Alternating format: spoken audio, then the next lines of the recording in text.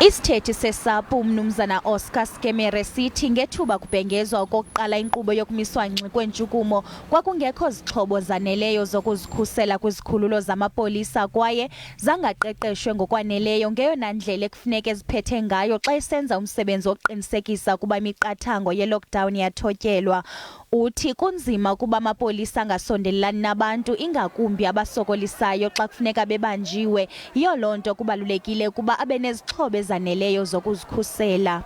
Our engagement with management previously was to say that we need to be more than ready in terms of, preparing our members to do the policing work during this lockdown, because there are a number of things you can think of that when you go out and do arrest, you don't arrest and order a criminal to get into a police buggy and like some you have to physically handle them to force them to get into that particular vehicle. So it's a one matter.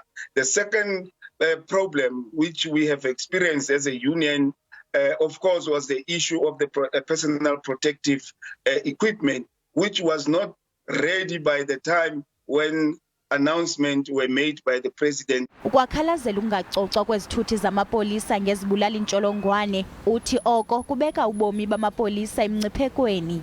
The vehicle they are using is not 24/7 monitored in terms of fumigation. When one shift goes off, the other shift comes, and then that vehicle is ready for them to can utilize it moving forward.